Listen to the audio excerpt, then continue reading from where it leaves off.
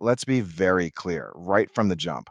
Hunger in America isn't a glitch in the system. It's not some bug that needs a patch. No, it's a feature. The system is working exactly as it was designed to. This is the story of hunger by design. To really understand the design, you got to first understand the human cost. This was the headline right before the 2025 government shutdown. This was the fear sitting at kitchen tables all across the country. See, this wasn't just some abstract debate on cable news.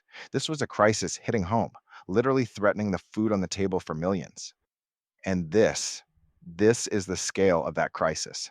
42 million people. Just let that number sink in for a second. That's about one in every eight Americans. That's how many people woke up on November 1st to find out their lifeline had been cut. This wasn't a small disruption. This was a nationwide emergency manufactured in Washington. So let me say it again so we're all clear. This was not an accident. It wasn't some unforeseen consequence of a budget fight. It was a choice, a deliberate choice. And to understand that choice, you have to understand the weapon they chose to use. The 2025 government shutdown, well, that was the moment they stopped even trying to hide it. This is when food assistance, what we call SNAP, was openly used as a political weapon. I mean, just look at the mechanics of this crisis. 42 million people cut off. $8 billion in aid vanished overnight. For the first time in its 61-year history, the program just stopped. And get this, the administration had $5.5 billion sitting in an emergency fund they could have used to stop this. They refused. That ain't incompetence. That is a choice. That is policy. And people saw it for exactly what it was. As Senator Jeem Shaheen said, hunger became a political bargaining chip. But here's the thing, that move, it wasn't new. Nah, that was pulled from a deep historical playbook, a playbook written to use food and welfare as tools of control. All right, so let's pull the receipts. Let's go back and see how the system was built brick by brick to exclude and to control right from the jump. And this timeline, man, it just lays the pattern there. You go all the way back to 1939.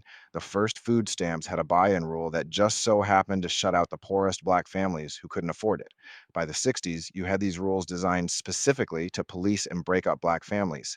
Then you get to 1996, and so called welfare reform was built on a foundation of racial myths to justify kicking people off aid. It's a clear, undeniable pattern. Let's be real clear about what these men in the house rules were. They were state sanctioned home invasions. You had caseworkers doing midnight raids looking under beds for a pair of men's shoes. This was patriarchal violence, plain and simple, designed to punish black women and force them to choose between getting aid and having an intact family. But to get the public on board with gutting the whole safety net, well, the architects of this thing, they needed a villain, a boogeyman. And that's when they manufactured their most powerful weapon of all. This is the story Ronald Reagan told on the campaign trail over and over again. He was talking about a real woman, Linda Taylor, but the details were just wildly blown up. But the caricature he created, the welfare queen, that became a racial dog whistle that's been echoing for decades, painting black single mothers as lazy, greedy frauds. But see, here's the reality. Here's the data they hope you ignore.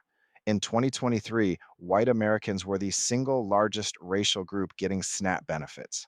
The myth was designed to make you picture a black woman when you hear the word welfare.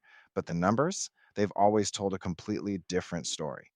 And here's the crucial part, the lie worked. It became a cultural shortcut, the deep seated bias that gave politicians all the cover they needed to pass cruel, punitive policies for decades, all while pointing to a phantom enemy that themselves had created. So when you add it all up, the history, the myths, the politics of today, you get to a really heavy truth. You start to see how policy itself becomes a form of violence. And there's a term for this. It's called structural violence. Now, this isn't about one person hitting another.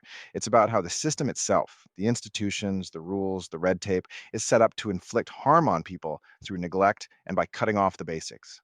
And that 2025 snap shutdown, that is a perfect textbook example. In this chart, this shows you the result of that structural violence. In 2023, black households were facing food insecurity at more than double the rate of white households. Listen, a gap like that doesn't just happen. It is the direct outcome of policy choices made over generations. And here's where the hypocrisy just gets loud. The same politicians screaming the loudest about cutting these programs, They often represent the very states that rely on them the most.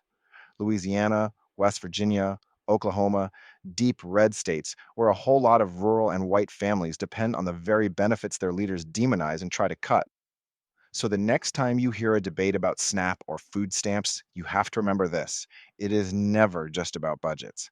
It's about who we as a country have decided is worthy of help, who deserves to eat, who deserves to live with a basic level of human dignity. But look, this story has never just been one of oppression, because at every single step of this history, there has also been resistance. I mean, you had the Black Panther Party with their free breakfast programs, declaring that food is a fundamental human right. You had welfare rights activists in the 60s and 70s suing to end those racist, sexist man in the house rules.